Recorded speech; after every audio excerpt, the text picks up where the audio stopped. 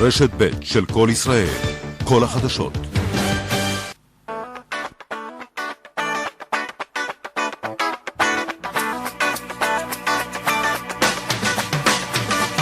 שש, עם ענת דולב.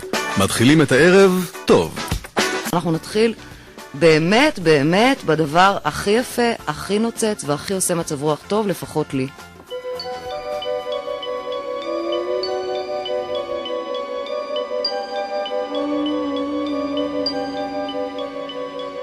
Diamonds are forever. They are all I need to please me. They can stimulate and tease me.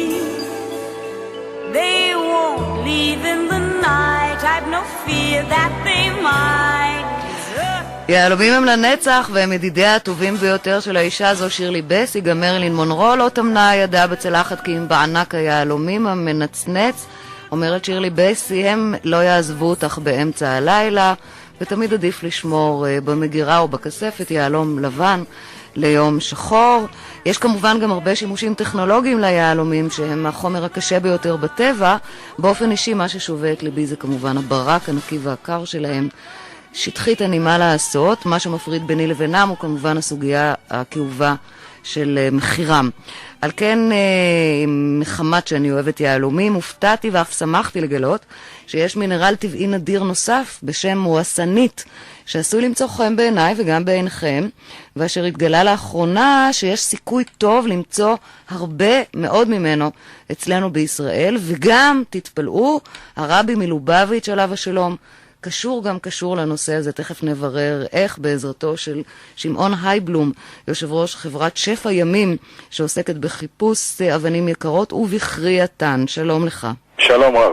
הבנתי שאתם מצאתם לאחרונה את אבן המואסנית הגדולה ביותר בעולם. קודם כל השם זה מואסנית. מואסנית, אוקיי, מאוד מאוד. הלשונאית שלנו אומרת שכל אבן או מחצב או מינרל שמדברים עליו ויש לו סיומת אית, אז אתה אומר מואסנית. מואסנית. אוקיי, זה על שם המגלה הצרפתי, נכון? מואסן. נכון, השם פרופסור הנרי מואסן. אז אתם גיליתם את האבן הגדולה ביותר בעולם, זה נכון? נכון. אתה כמובן, מן הסתם לא תרצה להגיד לי בדיוק איפה בישראל, אבל ככה באופן כללי, צפון, דרום, מזרח? ובצפון. בצפון, תכף נגיע לצפון הזה. אז מהי המואסנית?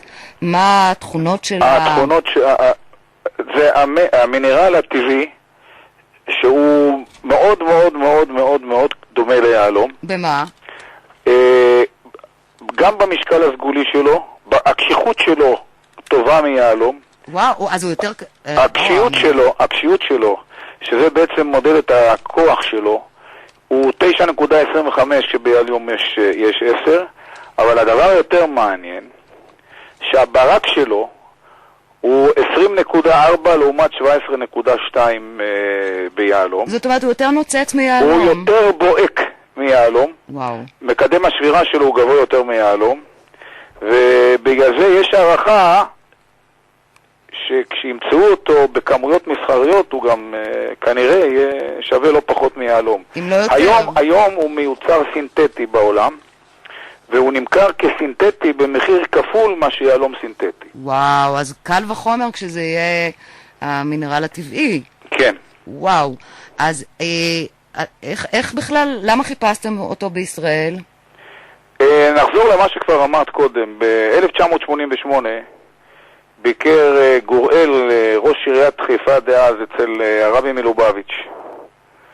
והרבי מלובביץ' אמר לו, ויש קלטת שמנציחה את אותה פגישה, שאמר לו שבחיפה יש מים ויש עמק, ושם טמונים אבנים טובות ויקרות, וכו' וכו' וכו'. זה די מדהים מה שאתה אומר. 10 שנים אחרי זה, הגיעה גברת שהיא חסידה של הרבי, ליהודי שקוראים לו אבי טאוב, גם כן חסיד גדול של הרבי, שעשה הרבה פעולות בהוראות הרבי מעבר למסך הברזל, וראתה לו את הקלטת. אבי יהלומן במקצוע שלו, החליט שהוא הולך לחפש אבנים באזור של המים ושל העמק. זה נשמע כמעט הזוי מה שאתה מספר.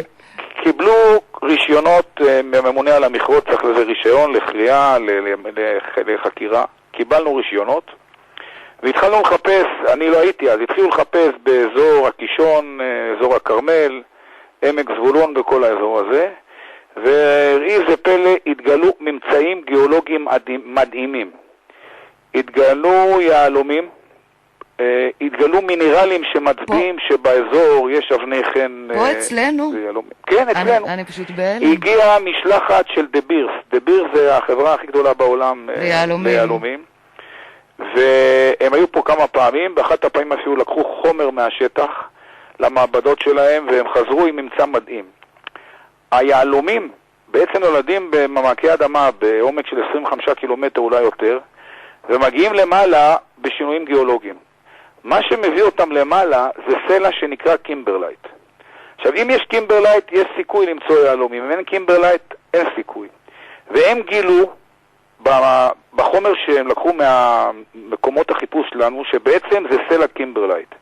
הם הגיעו עוד פעם לארץ וגילו בכמה מקומות באזורי החיפוש שלנו סלעים שהם קימברלייט. אנחנו מלווים במשך כל השנים האלה על ידי גיאולוגים שהם מומחים בשטח הזה. הממצאים, המינרלים שאנחנו מוצאים שם, הגילוי הזה של המונסנאיט הגדול ביותר בעולם שישנו, הגדול ביותר שנמצא עד לפני כמה שנים היה 2.2 מילימטר, ואנחנו כבר מצאנו 4.1. וואו. וישנה מעבדה בג'נבה שמטפלת בזה, והדוקטור גנוס שהוא המומחה העביר דוח קצר ואמר, חבר'ה, אתם נמצאים במרחק קצר מאוד מהמקור של האבנים האלה. אז מתי אתם מתחילים בחפירות או שכבר אנחנו כל הזמן נמצאים בחפירות. אנחנו גם עכשיו מגייסים קצת כסף על מנת להגביר את החפירות, ובעזרת השם אני מקווה שהחזון של הרב יתממש ונמצא בעתיד הקרוב את האבנים. אבל זה מעניין, מפני שאני אומר, באמת חזון של הרב, אבל היו אצלנו עכשיו בביקור לפני שבועיים שני גיאולוגים שהיו מראשי דה בירס, הם היום מיועצים לחברות לחיפושי יהלומים, הם נמצאים בדרום אפריקה והם הגיעו לארץ לביקור שבוע. אני לא רוצה להגיד לך, אבל ירד להם ריר מהפה בממצאים שהם ראו בשטחים שלנו. נפלה להם הלסת, מה שנקרא. נפלה להם הלסת. תשמע, אנחנו אז נהיה מעצמת, יש סיכוי שנהיה מעצמת אבנים טובות מהיקרות בעולם. אז אני אגיד לך משהו בהקשר הזה. לא רק במסחר, אלא גם בפועל. אני אגיד לך משהו מעניין בעניין הזה, שלפני כמה שבועות התפרסם באחד העיתונים בלבנון, תראו מה שממשלת ישראל עושה, היא הולכת עכשיו לגלות יהלומים על מנת שיהיה לה כסף לקנות תחמושת ונשק נגדנו. טוב, זאת אומרת, עד כדי כך, את מבינה? אז זאת אומרת, הכתם גלים. כן. טוב, אנחנו ממתינות ממש בקוצר רוח כדי לראות את האבנים הטובות שימצאו כאן, לפי חזונו של רבי מלובביץ', שזה באמת סיפור לא פחות ממדהים. שמעון הייבלום, יושב ראש חברת שפע הימים, שעוסקת בחיפוש אבנים יקרות ובכרייתן, עם סיכוי למצוא ככה באזור חיפה, ככה בגדול, אבנים ממש אבל ממש יקרות, עם משמעויות כלכליות, אני מתארת לעצמי, ניכרות מאוד, בכלל בשבילנו, כי אם התעשייה תפרח, אז ייתן לנו גם איזשהו בוסט. חיפה גדולה מאוד. תודה רבה לך. ערב טוב. וואו, פתיחה אופטימית ונוצצת מזו, תודו שלא יכולתם לחלום עליה.